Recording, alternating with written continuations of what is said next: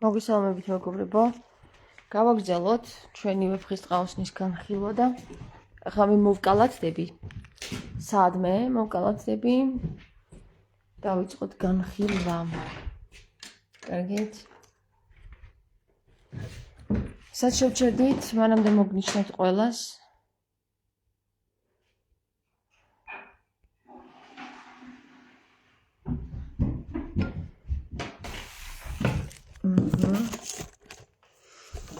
ჩვენ შევჩერდით, როგორც მე მახსოვს,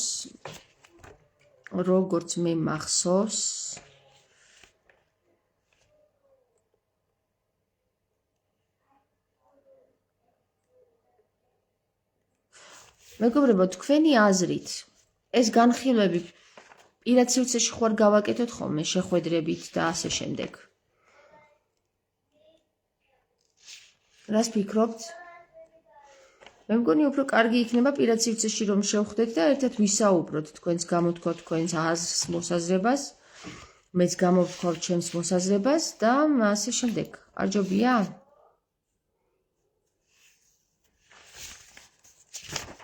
Or not?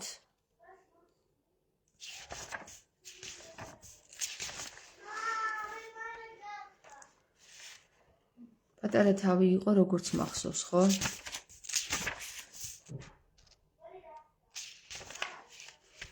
ავთანდილისაგან მისი ყმისა ძებნა წასვლა. აქ გავჩერდით, მე მგონი და დიდი თავი იყო. ამის წინ წიგნი ავთანდილისა თავის ყმა და თანა, ხო, რომ მის წერსო დაემორჩილეთო.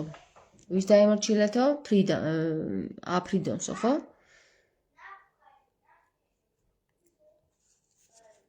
მე დღეს ალბათ ამ თავის ნახევარს წავიკითხავ, იმიტომ რომ ძალიან დიდი თავებია.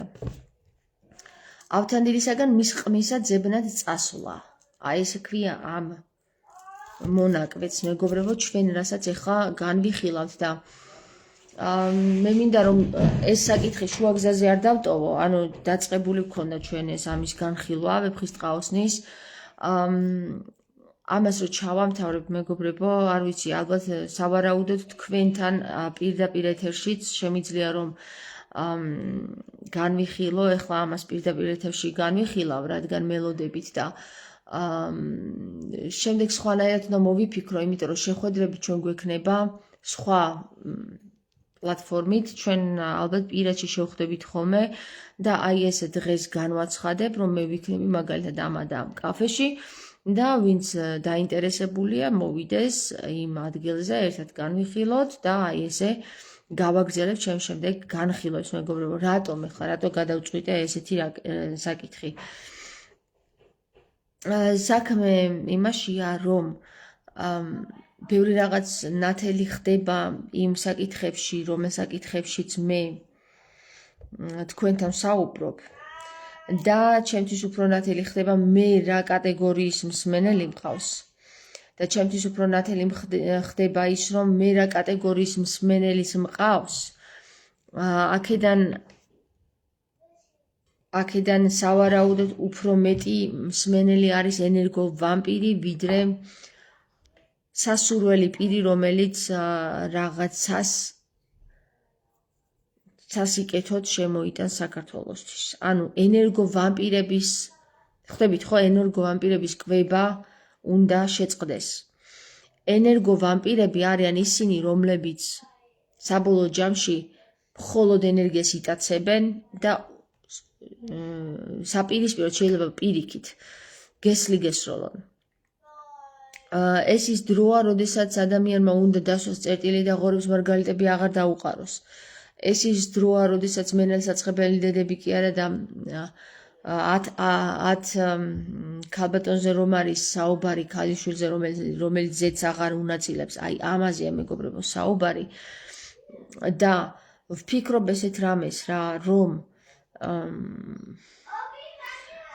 პირისპირ შეხვედრები უფრო დიდ სიამოვნებას მოგგვრის ჩვენ, ვინც ენერგო ვამპირები ავიქნებით და თუ კი ადგილზე წარსდგება ენერგო ვამპირი, მე ამას იმ წუთშივე ვიგრძნობ, მეგობრებო, და ენერგეტიკულად, ანუ ჩემი ენერგეტიკა მას განკურნავს. ხვდებით? თუ ის დარჩება რამდენიმე საათის განმავლობაში ჩვენს გვერდით, ის თავისთავად განიკურნება, მეგობრებო. აი ამ პლატფორმით ახლა რასაც ვაკეთებ, ამით მხოლოდ მიდის ჩემი ენერგიის წაგლეჯვა და ახლა უკვე საჭიროა ის, რომ ადამიანები რეალურად ფიზიკურში განიკურნონ და არა მხოლოდ მენტალურში. აქამდე მიდიოდა ჩემი მენტალური საკითხების გამჟღავნება, მენტალურად ვინც გასაკურნი იყო, ის განიკურნა უკვე, მაგრამ ახლა ფიზიკურში უნდა ჩავიდეთ, მეგობრებო, რამე თუ ფიზიკური ველი არის ძალიან დიდი სივრცე ამ დედამიწაზე, ბინარულ სამყაროში ცხოვრობ და ფიზიკურ ველში და ფიზიკური სივრცე თუ არ განიკურნა მენტალურში ვეღარ ამოქაჩავთ და ვერც ასტრალურში. ამიტომ რადგან თქვენ ვერ ახერხებთ ფიზიკური ველის განკურნებას, მოხდება ეს ნელა, მაგრამ იქაც სურვილისამებრ. ვინც შეძლებს თავის არქონტების დამარცხებას, ჩემს გვერდით დაჯდომას, ანუ გამოჩენას ჩემს სიახლოვეში, იმისგან მოდის სურვილი, რომ მე მინდა განკურნება, მაგრამ ვინც ვერ შეძლებს, ის უკვე ვეღარ განიკურნება, შანსი აღარ აქვს. ძალიან დაგვიანებულია. ამიტომ მე კიდევ ჩემი თავიდან გეუბნებით და კიდევ მგაძლევთ იმის საშუალებას, რომ თუ ვინმე მსურველი დარჩენილა ფიზიკურ ველში, რომელიც ვერ იკურნება, ამ მეშვეობით განიკურნოს. და თუ კი ესეც არ იქნება საჭირო, მეგობრებო, მაშინ მე პირდაპირ მნიშვნელობით უკვე ჩემთვის აინთება წითელი შუქი, რომ ჩემი მისია შესრულებულია. ხვდებით ხომ? ანუ ჩემი მისია, რომლისთვისაც ფიზიკურ ველში ჩამოვედი და რომელიც უკვე მიდის იმისკენ, რომ აწი უნდა გავთავისუფლდე იმ საკითხით და მივიყვანო საკითხი წერტილამდე, ეს საკითხი ხორციელდება და აწი უკვე, მეგობრებო, საქმე იმაში იქნება, რომ ყველანი ერთად ვნახავთ ერთმანეთს ფიზიკურ სივრცეში და არა ვირტუალურ სივრცეში. ჩვენ ყველა, ვინც ერთმანეთისთვის ვართ მოსული ამ დედამიწაზე, რომელი ადამიანებიც ერთი მისიით არიან მოსული, ისინი ფიზიკურ ველში გაიცნობენ ერთმანეთს. დავიწყოთ მაშ ასე. ავთანდილისაგან მის ყმისა ძებნად წასვლა, ხო? ამ საქმესა მემოწმებდის დიონოსი ბრძენი ეზროს, საბრალოაოდეს ვარდი დაეთრთვილოს და ცა ეზროს, ვის ბალახში არ აღგვანდეს და ლერწამი ტანად ეზროს, იგი სადმე გაღარიბდეს, სამყოფითგან იაბეზროს. მართალს მე თუ მკითხავთ, მეგობრებო, ამის განხილვაც უკვე ძალიან დაგვიანებული, აი ძალიან უაზრობაა რა. თვითონ ეს პოემა კი არ არის უაზრობა, ამის განხილვა უკვე ძალიან დაგვიანებული თემა, გესმით? ეხლა მე რასაც ვკითხულობ, ეს ჩემთვის უკვე აი როგორი რამეა, იცით, ვიღაცა რომ მკითხოს, იცი შენ რა არის ვაშლი, როგორი ხილია და მე რო ვთხრა რომ უკვე მობეზრებული მაქვს რა. ყვითელიც, წითელიც, მწვანეც და ყველაფერის ვაშლი მობეზრებული მაქვს, გესმის და ეხლა რომ მე დავუწყო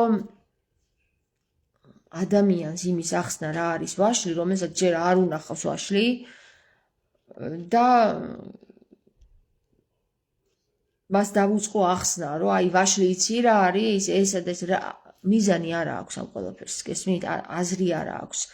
ეს ყველაფერი უკვე ძალიან დაგვიანებული არის. ჩვენ პრინციპში უნდა ვიყოთ უკვე სულ ცოტა მეშვიდე განზომილებაში გასული, მაგრამ მეშვიდე განზომილებაში ვერ გავედით, იმიტომ რომ ჩემზე არ არის საუბარი და ჩემს მენელზე იმ ხალხზე, ვინც იცის ეს განზომილებები რა არის, მაგათზე არა მაქვს ახლა საუბარი. მე მაქვს იმ ხალხზე საუბარი, ვინც მისმენს, ვინც ისეთი თვალით მისმენს, რომ შურს ჯერ კიდევ არქონტები ვერ დაუმარცხებია, ცუდი მიზნებით, რომ იქ რაღაც კომენტარი დამიწეროს და იქ მიკბინოს, იმის მიზნით, რომ აი ეხლა ერთ რამეში დავიჭირო, იმის მიზნით, რომ აგენტია და უბრალოდ ჩემი სათქმელი უნდა გადასცეს სხვას.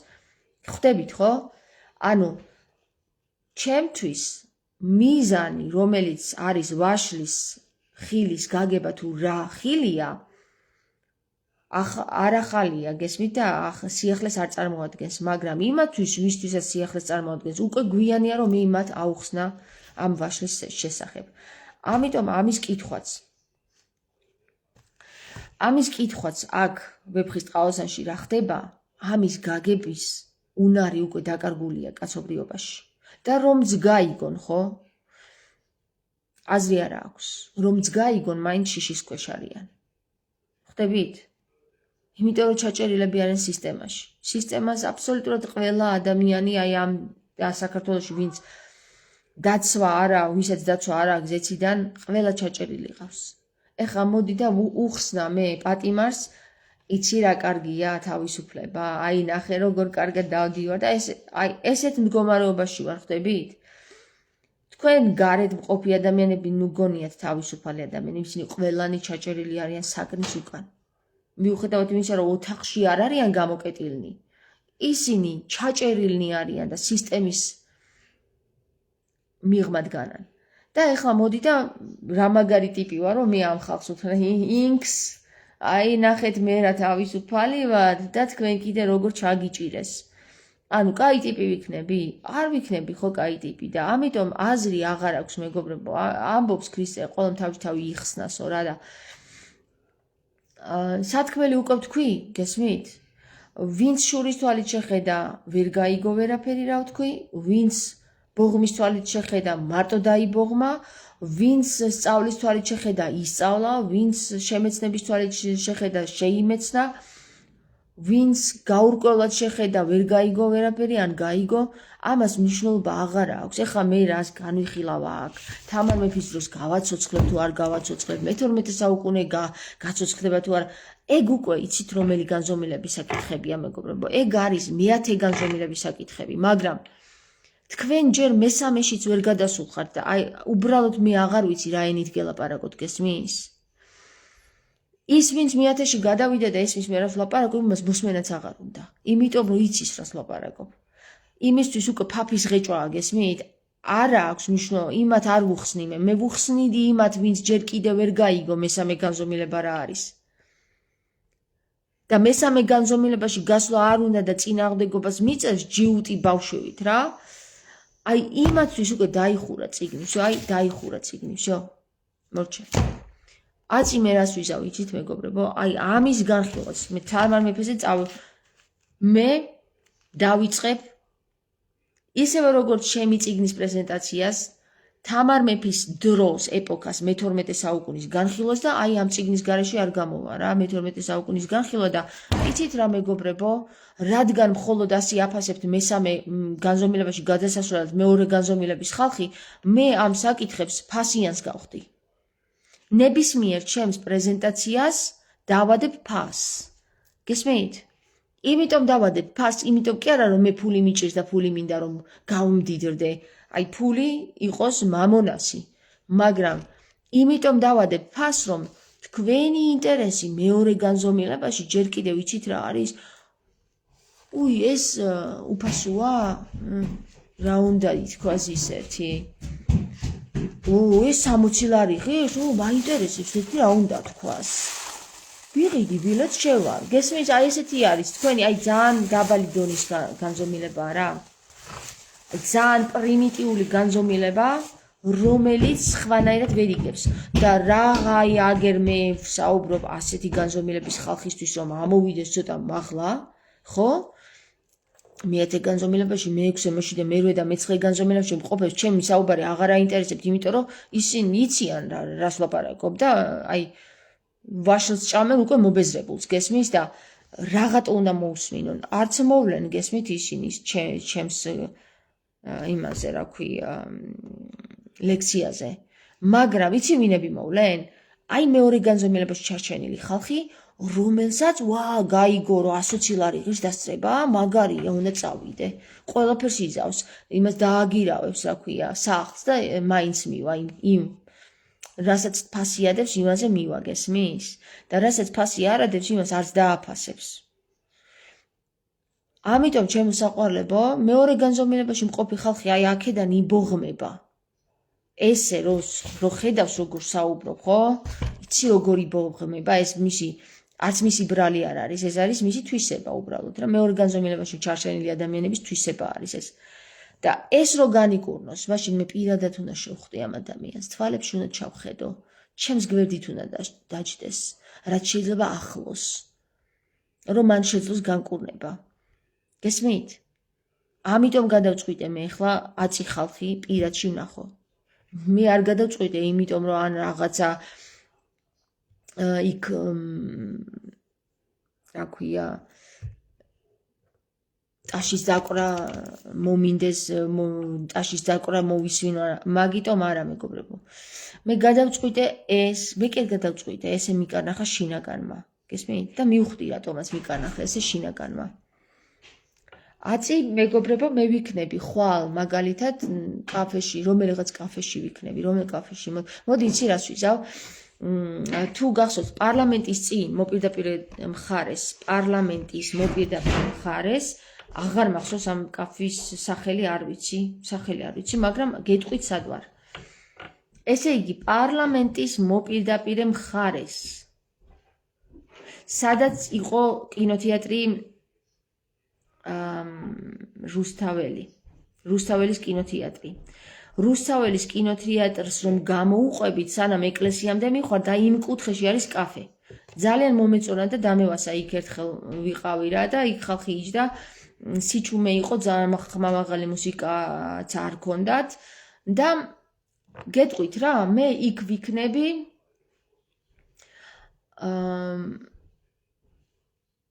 10 საათიდან 11-ის ნახევრიდან პირველ საათამდე დაახლოებით ესე. და თუ თქვენ გსურთ რომ გაისაუბროთ ჩემთან, ან მოხვიდეთ და აი ეს განვიხილოთ, ხო? თუნდაც განვიხილოთ. ან თუნდაც სხვა საკითხები განვიხილოთ, ხო? შეგიძლიათ მოხვიდეთ. მე ვიქნები, ესე იგი, როგორც გითხარით, 10 საათიდან პირველ საათამდე იქ ვიქნები. უკვე ვთქვი. პარლამენტის მოპირდაპირე მხარეს რუსთაველისა და კინოთეატრ რუსთაველისა და ეკლესიას შორის კაფეში.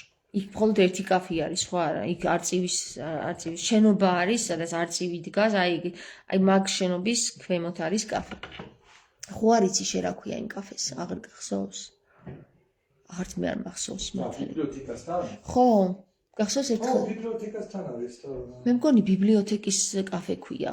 ბიბლიოთეკის კაფე ქვია, ეგრე ქვია, ხო? ბიბლიოთეკის, მუზეუმის კაფე ქვია. მუზეუმის კაფეა, ხო, მუზეუმის კაფეა. მუზეუმის კაფეში გელოდებით, მეგობრებო, ზუსტი ისა დასახელება არ ვიცი, მაგრამ ვიკითხეთ იქ მუზეუმის კაფე სად არის და თუ არის.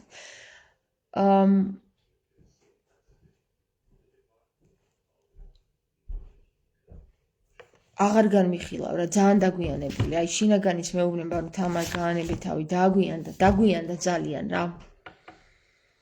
ჩვენ ჯერჯერობით იმ დონეზე ვართ, რომ კიდევ სხვებს ვიმტკიცებთ, რომ ქართულია ეს ენა კარგი და პირველი და ეს. კაი რა შვილო რა, ვიღას უმტკიცებ, რახას უმტკიცებ, განა არ იციან, ყველაფერი კარგად იციან, მაგრამ მიზანი ეგ არ არის, რომ ჩვენ ვინმეს რამე დავუმტკიცოთ. მიზანი ის არის, ჩვენ თვითონ მივხვდეთ რა არის ეს. ეს მასწავლებლობა კარგად იციან, რომ ქართული ენაში ბევრი რაღაცეები იხსნება და ბევრი საიდუმლოები და გასაღებები, მაგრამ შენ არ იცი და შენ მაინც მივხვდი, ნუ უმტკიცებ სხვას რა. არავის არ ჭირდება შენი დამტკიცება. ყველამ კარგად იცის უკვე. შენ არ იცი მარტო გესმის? შენ არ იცი, რომ ქართული ანბანი მართლა საინტერესოა. შენ ვერ აფასებ შენსას. ყველა დანარჩენი უკვე შენზე იცით რამდენი წინ არის და ქართული ანბანი იცით როგორ წინ უნდებს და იცით როგორ განიხილავენ ამ საკითხს. შენ დებილი ხარ და ჯერ ქართული ანბანი არ გისწავლია. ანუ ეხლა ვიღაცა იტყვის რომ დებილი გვიწოდა. ბიჭო, დებილია ის კაცი, ვინც ქართული ანბანი არ იცის რა. ქართველი ქვია და ქართული ანბანი არ იცის. ბოდიში რა, ამას სხვანაირად არ ეწოდება. ეხლა რა უნდა და ქართველები ვართ მაგრები და კაი რა. ქართველი ხარ და ქართული ანბანი არ იცი? სხვამ უნდა გასწავლოს მაგის დედავატირე? სომეხმა უნდა გასწავლოს ქართული ანბანის შესახებ, ან ებრაელმა? ის უფრო მეტი ქართველია ვიდრე შენ ამ შემთხვევაში რა. ვინც ქართულ ანბანს გასწავლის, ის უფრო მეტი ქართველია, სულ ერთი არა ეროვნების არის. ამიტომ დაგვიანდა მეთქი. დაგვაგვიანდა უკვე ყველაფერი. ხო და კაცი მეგობრებო, შევხვდეთ ერთმანეთს, ანუ ხვალ მუზეუმის კაფეში 10 საათიდან პირველ საათამდე. ცოტა თუ დამაგვიანდა აუცილებლად. რას განვიხილავთ ხვალ განვიხილავთ მეგობრებო ჯერჯერობით იმ თეორიას, რომელი თეორიის მიხედვითაც სარკისებური დროები უნდა გაცოცხლდნენ.